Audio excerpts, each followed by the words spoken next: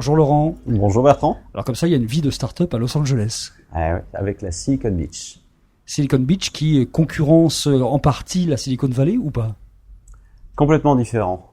Je crois qu'on est très axé sur les réseaux sociaux, avec notamment des applications type Snapchat ou Tinder qui sont nées et qui sont bien établies à Los Angeles. Donc c'est un petit peu différent. Est-ce que le monde du cinéma, de l'entertainment de Los Angeles joue aussi sur le type de start-up qu'il y a là-bas? Oui, notamment pour les fournisseurs de contenu. Il y a 900 startups high-tech à Los Angeles, c'est ça? Oui, tout à fait. Oui. On retrouve déjà plus de 350 entrepreneurs français dans toute la baie de Los Angeles et plus de 950 startups. Ils font quoi les entrepreneurs français là-bas? Ils sont dans différents secteurs, mais beaucoup sont dans l'entertainment, donc le divertissement, donc tout ce qui est technologie en général. Donc vous avez récupéré une vingtaine de ces Français qui sont installés là-bas pour en faire des mentors pour French Accelerator en fait. Tout à fait. Nos mentors sont pas seulement situés sur Los Angeles, on en a également sur San Francisco, sur New York, également sur Boston. Pourquoi faire venir des startups françaises là-bas à Los Angeles et les dynamiser pendant quelques mois?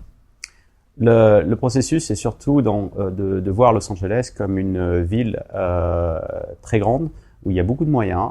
Il y a un business qui est la finance là-bas et très établi sur le marché de ce qu'on appelle du middle market. Et donc Los Angeles aujourd'hui est la meilleure des villes pour les sociétés françaises qui sont assez innovantes pour s'établir aux États-Unis. À contrario de San Francisco ou New York, où les villes sont extrêmement chères et le marché est très complexe là-bas. Donc vous les accueillez pendant 6 à 9 mois, c'est intensif, il y a du mentoring, vous les aidez jusqu'à la levée de fonds. Oui. Et contrairement aux autres accélérateurs du type, vous ne prenez pas de l'argent à la source, vous. Tout à fait. C'est assez paradoxal, c'est qu'aujourd'hui, quand vous êtes déjà en série A, vous devenez beaucoup plus avare dans la distribution du capital. Et donc, on travaille d'abord avec eux sur un principe de conseil pour pouvoir après, au bout de 6 mois, quand on a établi la marque et on a eu les premiers clients, de pouvoir après prendre des participations au sein de ces sociétés. Ça veut dire qu'au bout de 6 mois, il faut se mettre autour d'une table, décider de ce qu'est l'apport que vous avez fait et décider de la part de cet apport. C'est ça l'idée? Tout à fait. C'est pas complexe, c'est ça? Non, c'est très simple parce qu'en fait, on part d'un principe au départ, on appelle ça service for cash. Et ensuite, au bout de 6 mois, on fait service for equity.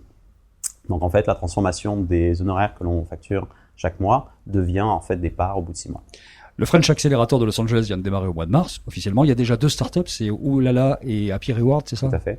Vous en avez cherché d'autres ou vous avez déjà la sélection qui est faite? On en a déjà 5 ou 6 qui sont déjà sélectionnés. On a nos bureaux aujourd'hui à Century City et on est en train de travailler avec la Chambre de commerce à ouvrir un espace plus grand plutôt sur la partie West Side de Los Angeles.